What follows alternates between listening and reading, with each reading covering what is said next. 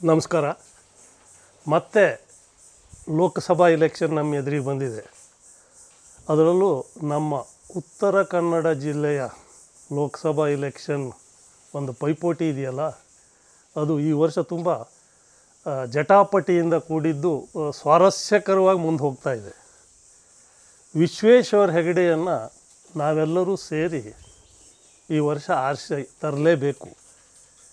ಯಾಕೆ ಅಂತ ಕೇಳೋದಾದರೆ, ಇವತ್ತು ವಿಶ್ವೇಶ್ವರ ಹೆಗಡೆಯವರ ಕುರಿತಾಗಿ ಇಲ್ಲ ಸಲ್ಲದ ಆರೋಪಗಳು ಸೋಷಿಯಲ್ ಮೀಡಿಯಾದಲ್ಲಿ ಬರ್ತಾಯಿದೆ.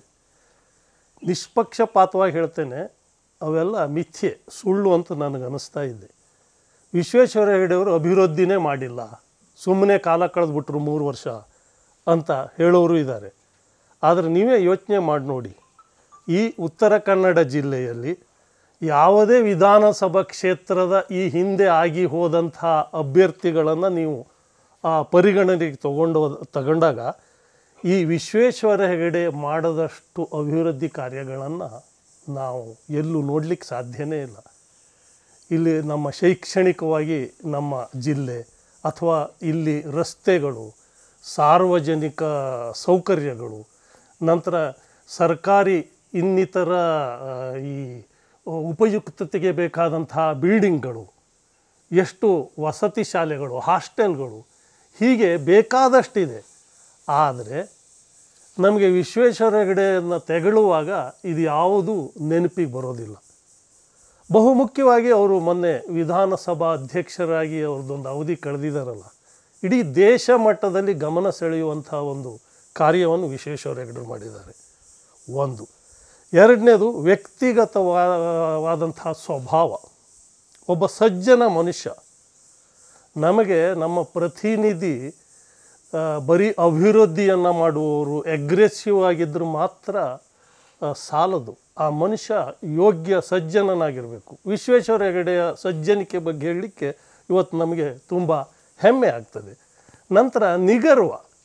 ಒಬ್ಬ ಜನಪ್ರತಿನಿಧಿಯಾಗಿ ವಿಶ್ವೇಶ್ವರ ಹೆಗಡೆ ಒಬ್ಬ ಸಾಮಾನ್ಯ ವ್ಯಕ್ತಿಯನ್ನು ಕೂಡ ತುಂಬ ಆತ್ಮೀಯವಾಗಿ ಮಾತಾಡಿಸ್ತಾರೆ. ಜನಸಾಮಾನ್ಯರು ಅಥವಾ ಈ ಮತ ಹಾಕೋರಿಗಿದೆಯಲ್ಲ, ಇವೆಲ್ಲ ಆ್ಯಂಗಲ್ನಲ್ಲೂ ಅವರು ಬಯಸಿರ್ತಾರೆ ನಮ್ಮ ಜನಪ್ರತಿನಿಧಿ ಇಲ್ಲಿರಬೇಕು ಅಂತ. ಈಗ ಉದಾಹರಣೆಗೆ ನಮ್ಮನೆ ಎದುರಿಗೆ ಈಗ 2 ವರ್ಷದ ಹಿಂದೆ ಬಂದರೆ ನೀವು ಇಲ್ಲಿ ಓಡಾಡಲಿಕ್ಕಾಗೋಲ್ಲ, ಇಷ್ಟಿಟ್ಟು ದೊಡ್ಡ ಕಲ್ಲು ದಿಮ್ಮಿಗಳಿರ್ತಿತ್ತು.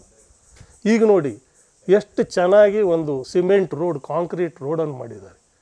ಈಗ ನಾವೇ ಇದು ಮಾಡಬೇಕು. ಒಂದು ದೇಶದ ಬಗ್ಗೆ ಪುಂಖಾನುಪುಂಖವಾಗಿ 1 ತಾಸು ಮಾತಾಡೋದು ದೊಡ್ಡದು, ಅಥವಾ ಏನೂ ಇಲ್ಲದೇ ತಣ್ಣಗೆ ಒಂದು ರೋಡ್ ಮಾಡಿ ಸಾವಿರಾರು ಜನರಿಗೆ ಉಪಯುಕ್ತವಾಗಿ ಮಾಡೋದು ದೊಡ್ಡದು ಅಂತ.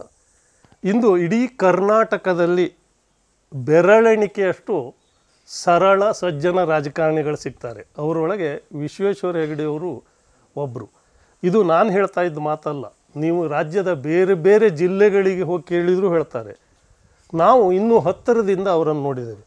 ನಾವು ನೇರವಾಗಿ ಅವ್ರ ಹತ್ರ ಹೋಗಿ ಮಾತಾಡ್ಬೋದು, ನಮ್ಮ ಸಮಸ್ಯೆಯನ್ನು ಹೇಳ್ಕೊಳ್ಬೋದು. ಆ ಸಮಸ್ಯೆಗೆ ಅವರು ಯಾವುದಾದ್ರೂ ಒಂದು ಪರಿಹಾರವನ್ನು ಸೂಚಿಸ್ತಾರೆ, ಅದ್ರ ಬಗ್ಗೆ ಕಾರ್ಯಯೋಜನೆ ಆಗುವಂತೆ ನೋಡ್ಕೊಳ್ತೆ. ಇಂಥ ಸರಳ ಸ್ವಭಾವ. ನಂತರ ಯಾರು ಎಲ್ಲೇ ಸಿಗಲಿ, ನಂತರ ನಮ್ಮಲ್ಲಿ ಈ ಮದುವೆ, ಮುಂಜಿ ಇತ್ಯಾದಿ ಸಮಾರಂಭಗಳು ನಮ್ಮ ಮಲೆನಾಡಿನಲ್ಲಿ ನಡೀತಾ ಇರ್ತದೆ. ಪ್ರತಿ ಕಾರ್ಯಕ್ರಮಕ್ಕೆ ಹೋದಾಗಲೂ ಅಲ್ಲಿಯ ಹಳ್ಳಿಯವರ ಜೊತೆಗೆ ಬೆರೆತು ಅವರಂತೆ ಅವರ ಶೈಲಿಯಲ್ಲೇ ಅವರು ಜೊತೆಗೆ ಒಡನಾಡಿ ಬರ್ತಾರೆ. ಇದ್ರ ಬಗ್ಗೆ ಕಾಮೆಂಟ್ ಮಾಡೋರು ಇದ್ದಾರೆ, ಕಾಗೇರವ್ರು ಕಂಡರೆಲ್ಲ ಹೋಗ್ತಾರೆ ಅಂತ. ಆದರೆ ಒಬ್ಬ ಜನಪ್ರತಿನಿಧಿಯಾಗಿ ಆ ಗ್ಲಾಸಿನ ಹೌಸ್ನಲ್ಲಿ ಕೂತ್ಕೊಳ್ಬಾರ್ದು. ಈ ರೀತಿ ಜನರ ಎದುರಿಗೆ ಬರಬೇಕು, ಜನರ ಎದುರಿಗೆ ಸಂವಾದ ಮಾಡಬೇಕು, ಅವರ ಕಷ್ಟ ಸುಖಗಳನ್ನು ಆಲಿಸಬೇಕು, ಜೊತೆಗೆ ಅದಕ್ಕೆ ಬೇಕಾದಂತೆ ಸ್ಪಂದಿಸಬೇಕು. ಅಂಥ ಒಂದು ಸರಳತೆ, ಅಂಥ ಒಂದು ಸಂಯಮ ವಿಶ್ವೇಶ್ವರ ಹೆಗಡೆಯವರಲ್ಲಿ ಇದೆ ಅಂತ ನಾನು ಗುರುತಿಸ್ಕೊಂಡಿದ್ದೇನೆ. ಈ ಎಲ್ಲ ಹಿನ್ನೆಲೆಯಲ್ಲಿ ನೋಡಿದಾಗ ವಿಶ್ವೇಶ್ವರ ಹೆಗಡೆಯವರು ಒಬ್ಬ ಯೋಗ್ಯ ಅಭ್ಯರ್ಥಿ, ಹಾಗೂ ಅವರಿಂದ ನಾವು ಸಾಕಷ್ಟು ಅಭಿವೃದ್ಧಿ ಕಾರ್ಯಗಳನ್ನು ಮಾಡಿಸ್ಕೊಳ್ಬಹುದು ಅನ್ನೋದು ನನ್ನ ಭರವಸೆ. ಹಾಗಾಗಿ ನಮ್ಮ ಓಟು ಯಾವತ್ತಿದ್ರೂ ವಿಶ್ವೇಶ್ವರ ಹೆಗಡೆಯವರಿಗೆ.